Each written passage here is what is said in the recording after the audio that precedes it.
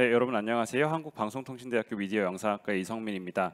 저는 오늘 K 콘텐츠 IP 생태계와 함께 성장하다라는 제목으로 말씀을 드리려고 하는데요. 오늘 앞에 두 분의 강의를 통해서 저희가 이야기 IP의 확장, 그리고 그 이야기 IP가 MD 상품, 그 IP 비즈니스 전체로 확장되어 가는 이야기를 말씀을 많이 들었어요. 그래서 그 부분들을 저는 조금 종합해 보는 발표라고 생각을 해주시면 좋겠습니다. 오징어 게임 얘기는 뭐 이미 이제 지겨우실 정도로 많이 들으셨을 텐데, 오징어 게임이 IP가 넷플릭스 거가 됐다라는 것에 대해서 사람마다 생각하는 게 좀 다르실 것 같아요. 그게 도대체 무슨 의미인가라고 떠올리실 텐데, 사실 저희가 오징어 게임 굿즈가 나오기 전까지는 그냥 넷플릭스가 우리 걸 앞으로 서비스 하나 보내였어요. 그런데 할로윈을 지나면서 오징어 게임 IP를 활용한 정말 다양한 상품들이 어마어마하게 글로벌로 확장될 수 있다는 사실을 저희가 보고 나니까 우리가 무슨 IP를 넘기고야 만 건가, 이 사실을 깨닫게 된 거죠. 그래서 저는 그런 생각들을 하는 겁니다. 한 가지는 우리가 우리 IP가 얼마나 힘이 있는지, 앞에 발표를 통해서도 결국은 수익을 극대화할 수 있는 여러 가지 전략들과 결합됐을 때의 가치들을 우리가 다 이해를 못하고 있었던 것은 아닌가? 그런데 또 한편으로는 넷플릭스가 아니었으면 이런 큰 가치를 얻을 수 있었을까라는 고민도 있는 것이죠. 그러면 우리가 IP를 내 거 IP 귀중해라고 말하는 것을 넘어서서 이 IP의 가치가 확장되는 그 생태계가, 그러니까 서로 어떻게 협력하면서 이것들이 확장돼 나갈 수 있는지, 그 서로의 역할들에 대해서 충분히 이해하고 있는가, 이런 질문들을 던지게 되는 것이죠. IP의 힘이 결국은 뭘까? 저희 이야기를 계속했지만 결국은 팬덤으로부터 나온다라는 이야기를 계속 반복적으로 여러 세미나에서 들으시게 되실 겁니다. 여기 제가 키덜트 문화라고 적어놨는데, 사실 이제는 키덜트란 말 잘 안 쓰는 것 같아요. 왜냐하면 모두가 IP와 함께 사는 일상이 너무 당연해졌기 때문에, 예전에는 그런 사람들이 좀 튀는 키덜트, 애 같은 어른, 이런 소리 들었는데 지금은 모두가 일상에서 IP와 함께 살아요. 저희 펭수가 스스로 펭귄이라고 주장하는 것을 우리는 공중파 뉴스에 나와도 받아들이고 있잖아요. 우린 저런 존재들과 함께 살아가고 있습니다. 그리고 그분들이 정말 다양한 방식으로 IP의 세부적인 내용들을 발굴해내고 향유하고 이야기들을 만들어내고 있죠. 그러니까 결국 이러한 적극적인 참여자로서의 팬덤이 IP의 가치를 키워나가고 앞으로 비즈니스를 변화시켜 나가는 원동력이라고 할 수 있는데, 우리가 이들과 어떻게 함께 성장해 나갈 것인가에 대한 고민들도 이제 필요하다는 것이죠. IP를 사실 좀 복잡하게 이야기할 수도 있지만, 그냥 크게 나누면 이야기 IP와 이제 라이선싱 IP 정도로 조금 단순화해서 한번 이야기를 해볼 수 있을 것 같아요. 오늘 첫 번째 발표를 통해서 저희가 고민할 수 있었던 건, 이야기 IP가 특히 영상화 시대에 엄청난 선순환의 고리에 들어갔구나. 그래서 웹툰, 웹소설, 영상이 정말 한 몸이 되어서 이야기를 확장해 나가고 있구나라고 하는 내용들을 볼 수 있었습니다. 웹소설이 웹툰이 되고 웹툰이 드라마가 되는 것이 그냥 참여자를 넓히는 수준이 아니라, 웹툰 보다가 웹소설 보고 드라마 보다가 웹툰 보고 계속해서 이야기를 파고 들어가는 사람들을 통해서 그 이야기의 힘이 점점 더 확장되어 간다는 것을 저희가 만나고 있고요. 뭐 경이로운 소문과 같은 경우도 이제 드라마 방영 전과 방영 후에 팬덤의 규모가 달라진 것이죠.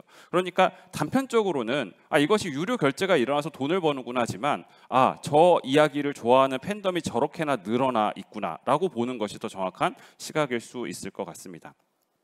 최근 올해 굉장히 큰 뉴스들이 많이 나왔는데요. 네이버와 카카오가 미국의 웹소설 플랫폼을 인수를 했고, 최근에 CJ ENM이 엔데버 콘텐츠라고 하는 영상 제작사, 미국의 제작사를 인수를 했습니다.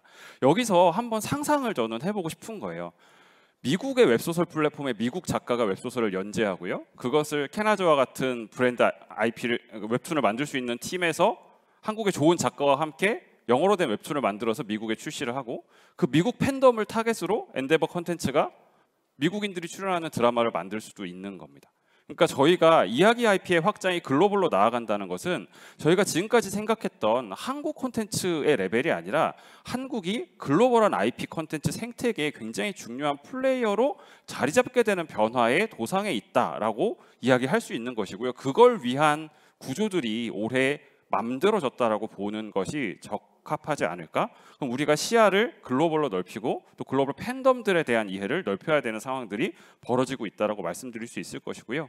그래서 아까 이제 미국과 일본이 IP 왕국들이잖아요. 그런데 한국은 독특하게 IP 생태계를 구축해 나가는 나라고, 특히나 웹툰과 같이 새로운 이야기를 만들어내고 아까 3D 애니메이션과 같은 새로운 기술과 결합된 콘텐츠들을 만들어내고 있는 나라입니다. 그러니까 과거의 우연한 신드롬이고 그냥 배우가 인기 있는 현상으로서의 한류가 아니라 우리가 만들어낸 이야기를 정말로 70년, 80년 소비해주는 글로벌 팬덤과 우리 콘텐츠 산업이 함께 성장할 수 있는 그림들이 지금 그려지고 있고 그 초입에 있다라고 보는 것이 맞을 것 같고요. 그래서 우리가 라이선싱 콘과 같은 자리에서 이런 K 콘텐츠 IP 팬덤이 글로벌로 형성되어가는 과정에서 무엇을 준비할 것인가에 대한 논의들을 해야 되는 시기가 아닌가라고 생각을 하고 있습니다. 제가 이제 라이선싱 IP라는 표현도 써봤는데요. 그러니까 사실은 저희가 오늘 캐릭터 라이선싱 페어와 함께 진행하는 행사인데 예전에는 캐릭터 라이선싱 페어는 저는 MD 굿즈 관련된 분들이 오시는 행사였어요. 그런데 라이선싱 콘이라는 이름으로 저희가 모이게 되면서 이야기 IP의 확장을 꿈꾸시는 분들과 이런 캐릭터 분야 혹은 MD 굿즈 분야의 노하우를 가지신 분들이 이렇게 한자리에 모일 수 있는 기회가 열린 거, 저는 이게 굉장히 중요한 변화라고 생각을 합니다. 최근에 IP 상품화는 아까 제가 키덜트란 단어를 더 이상 쓰지 않는다고 말씀드린 것과 연결해 보면 일상의 모든 상품의 IP가 결합될 수 있는 일들이 많아지고 있습니다. 그래서 최근에 우리가 콜라보라고 하는 일들이 굉장히 많은데요. 여기 저희 이제 요 행사에 앞서서 진행했던 라이선싱 워크숍에서도 사실 나왔던 이야기인데 스파오 같은 의류 회사는 의류 상품을 빠르게 만들어낼 수 있는 패스트 패션 기업이다 보니까 다양한 IP들로 의류 상품을 만들어내는 일종의 플랫폼으로서의 역할을 하고 있습니다. 그 얘기는 그 상품을 사는 수많은 팬덤이 연령대가 굉장히 넓게 퍼져 있으면서 존재한단 말이죠. 그리고 팬덤들의 나이가 높아지고 이들의 지불 의사가 높아지다 보니까 저희 그림의 제일 끝에 냉장고까지 나왔습니다. 여러분 예전에 냉장고를 캐릭터 붙은 걸 산다는 거 상상해 보신 적 있으세요? 그 기껏해야 스티커 사고 종이책 사고 조그만 인형 사는 거에서 지금은 정말 큰 상품, 지불 의사가 많이 필요한 상품에까지도 IP가 붙어 있는 것을 우리가 원하기 시작했다는 것이죠. 그러면 이러한 팬덤들이 실제로 자기 삶에 어떤 IP를 어떤 위치에 놓고 싶어 하는가를 저희는 많이 알아내야 되는 상태가 왔다라는 거죠. 예전같이 아까 SKU라는 표현도 나왔는데 그러니까 상품군을 그냥 뻔한 라이선싱 MD로 가는 것이 아니라 지금 이 팬덤들이 이 아이템을 원하고 있지는 않을까? 심지어 그 연령대도 성인까지 확장됐으면요. 그들을 어떻게 마음을 훔치고 그들의 마음을 읽어낼 수 있을까에 대한 고민들이 필요한 것이고 이제 그걸 위한 데이터 기반의 전략들이 점점 더 필요해지고 있다라고 이야기할 수 있을 것 같아요. 그래서 그걸 위한 플랫폼들도 최근에 생겨나고 있는 것이고요. 여기 제가 잔망 루피를 가져왔는데 그러니까 잔망 루피를 와디즈에서 펜즈 메이커와 같은 행사를 하는 것이 비슷한 사례인 겁니다. 잔망 루피는 제가 그런 얘기 하거든요. 뽀로로가 이제 21살 정도 되신 분들이 태어나면서부터 뽀로로 보신 분들이에요. 그러니까 드디어 어른들이 뽀로로를 추억으로 갖고 있는 세대가 등장을 했는데 이분들은 뽀로로 상품을 도대체 어떻게 갖고 싶어 하실까? 저희가 아직 모르는 세상입니다. 그 세상으로 나아가기 위해서 우리가 팬덤과 함께 협력할 수 있는 구조들도 고민해야 되는 때가 왔다라는 이야기이고요. 저는 IP가 이렇게 중요해진 이유 중에서 마케팅이라고 하는 혹은 광고라고 하는 콘텐츠 산업에서 굉장히 중요한 비즈니스가 변화한 것이 되게 중요한 요인인 것 같다는 생각들을 합니다. 여러분 요새 광고 많이 보세요? TV 앞에 앉아서 광고를 보고 광고를 보는 우리들의 주목을 팔아서 돈을 버는 게 미디어 기업의 비즈니스 모델이었습니다. 근데 지금은 저희가 TV 앞에 그런 방식으로 앉지 않아요. 대신에 저희가 좋아하는 IP들을 미디어와 관계없이 쫓아다니면서 봅니다. 그러면 마케팅하는 사람 입장에서는 방송 광고로 살 게 아니라 IP 회사에 돈을 줘야 돼요. 그래서 IP 팬덤에게 자기 상품을 알리는 기회를 얻어야 됩니다. 그러다 보니까 IP 자체가 광고판이 되고 IP 자체가 마케팅을 위한 수단이 되면서 과거에 일부 상품화 기업들이나 아니면 일부 광고회사 정도에서나 관심을 가졌던 IP가 이제 사실은 전 산업 영역에서의 마케팅의 중요한 포인트로 자리 잡기 시작했다는 것이죠. 그러니까 이러한 변화들, 그래서 사실은 지금 많은 웹 콘텐츠들이 다 이런 IP 비즈니스의 형태로 자기 IP를 광고판 삼아서 수익 모델을 만들어내고 있습니다. 저 가운데 저희 방송통신대학교도 그런 IP의 비용을 들여서 광고를 하는 사례라고 할 수 있고요. 또 우리가 브랜드에 대한 감각이 좀 바뀐 것 같아요. 내셔널 지오그래픽 여러분 이게 웬 브랜드인가 싶은 분들 있지 않으세요? 근데 매출이 제일 잘 나가는 의류 브랜드거든요. 그러니까 과거와 같은 방식으로 저희가 브랜드를 생각하지 않고 내가 좋아하는 IP를 그냥 내 일상에 입히는 일들을 원하고 있다라고 보실 수 있고요. 그런 것들이 지금의 이야기 IP와 라이선싱 IP가 융합될 수 있는 가장 근본적인 변화라고 이야기할 수 있을 것 같습니다. 그래서 결국은 이러한 변화를 이끌고 있는 가장 중요한 힘은 결국은 팬덤이라고 이야기를 할 수 있을 텐데요. 자, 그렇다면 우리가 팬에 대해서 정말 잘 알아야 되는 거죠. 제가 여기에 팬덤을 아는 것이 가장 큰 역량이다라고 적어놨어요.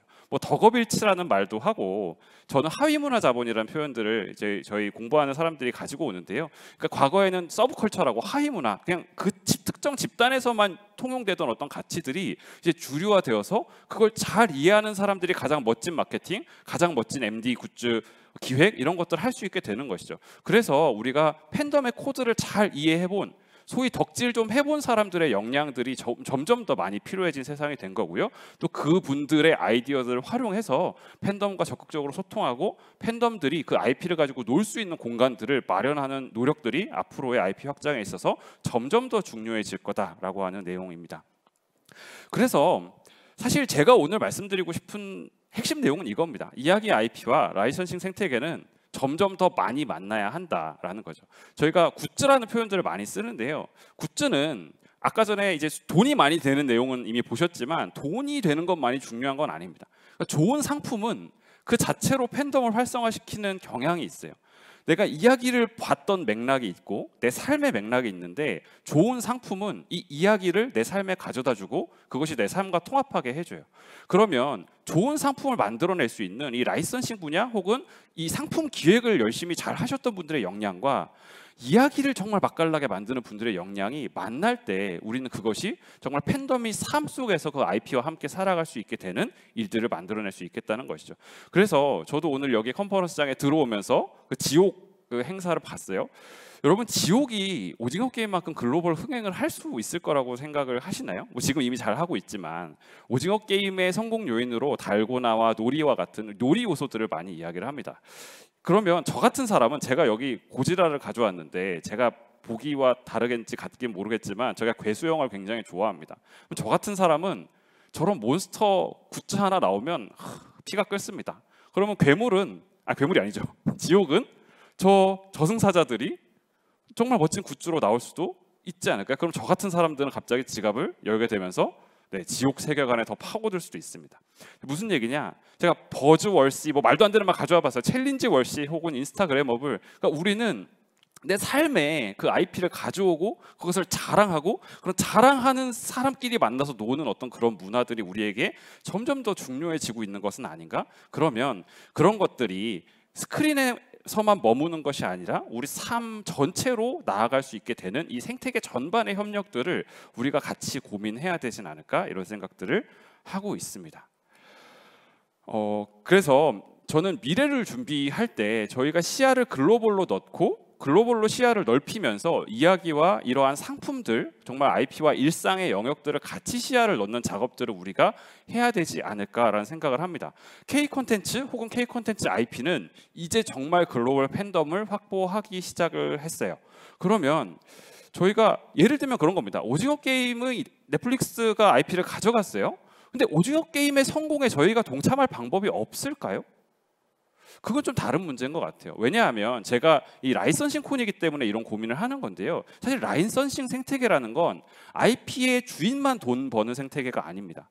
좋은 IP가 있고 그것을 좋아하는 팬덤이 있고 그들에게 다가갈 수 있는 기회와 역량을 가진 사람들은 그 생태계에 참여하면서 같이 성장할 수 있는 게 IP의 힘이고 라이선싱의 힘인 것 같아요. 그렇다면 예를 들면 오징어 게임 굿즈를 한국이 제일 잘 만들면 오징어 게임 팬덤에게 우리가 나아갈 수 있지 않을까요? 오징어 게임을 우리가 제일 잘 만들면 우리가 그 팬덤과 함께 오랫동안 성장하는 파트너로 IP의 성장의 이익을 함께 누릴 수도 있지 않을까, 그런 생각을 하는 거죠. 그래서 한편으로는 한국이 좋은 IP를 가지고 확보하는 것 굉장히 중요합니다. 근데 저는 적어도 라이선싱콘 같은 자리에서는 우리가 어차피 다 같이 팬덤과 함께 성장하는 생태계의 어떤 방식으로 서로가 윈윈하는 협력의 구조를 만들 수 있을까를 고민하고 그때 그걸 글로벌로 해보는 역량들, 기회들을 우리가 축적하는 것이 지금 우리에게 필요한 것은 아닐까? 이런 생각들을 하고 있는 것이죠. 그래서 저는 IP 비즈니스의 성공은 좋은 파트너와의 협력에 달려 있다라고 이야기를 하는데요. 그러니까 예를 들면 아기상어 같은 경우 이미 글로벌 슈퍼 IP입니다. 그런데 니켈로데온에서 베이비샤크 빅쇼를 만들었어요. IP 협력을 했죠. 저러면 아기상어의 성공은 이제 스마트 스터디의 목표가 아니고 니켈로데온의 목표가 됩니다. 그러니까 좋은 파트너를 만난다는 건 내 IP가 성장하는 게 그들에게도 좋아서 모두가 힘을 합쳐서 이 IP를 성장시켜야만 하는 사람들이 늘어나는 일이라고 볼 수 있지 않을까요? 그렇다면 우리가 좋은 이야기 IP를 만들 수 있는 구조들을 갖추어 나가고 있는데, 그러면 우리가 글로벌로 이런 총체적인 IP 생태계에서 좀 좋은 파트너를 만나거나 우리가 그런 좋은 파트너가 되기 위한 노력들을 해야 되는 것은 아닌가. 그래서 의외로 우린 좋은 IP가 많은 것 같아요. 근데 우리가 안 해본 건 이걸 글로벌로 비즈니스 해보는 건 뭘까에 대해서 이미 노하우를 가지신 기업들이 있으신데 그 노하우가 아직 산업 전반으로 확산되지 않은 것은 아닌가, 이런 고민들을 하고 있는 것입니다. 그래서 저는 조금 이제 빠르게 말씀을 드렸는데요. 좀 낯간지럽지만 저는 더 많이 만나는 자리가 필요하다고 생각을 합니다. 라이선싱콘이 그런 자리라고 생각을 하고요. 한국에 좋은 IP가 창출되고 발굴하고 성장할 수 있도록, 또 IP 확장과 성장을 위해서 좀 다양한 주체들이 각자 내 IP가 최고야라고 말하는 것에 그치지 않고 서로가 우리 이 IP가 글로벌로 나아가기 위해서 무슨 협력을 하면 좋을까요? 라는 대화가 조금 더 신뢰롭고 협력적으로 나올 수 있는 그런 우리가 좀 믿음들이 오히려 갖춰져야 되는 것이 아닐까. 그래서 우리 한국 콘텐츠가 글로벌 팬덤과 호흡할 수 있는 종합적인 IP 역량을 기를 수 있는 기회들이 앞으로 좀 더 많아지면 좋겠다는 마음을 말씀을 드리면서 저 발표는 여기까지 진행하도록 하겠습니다. 경청해 주셔서 감사합니다.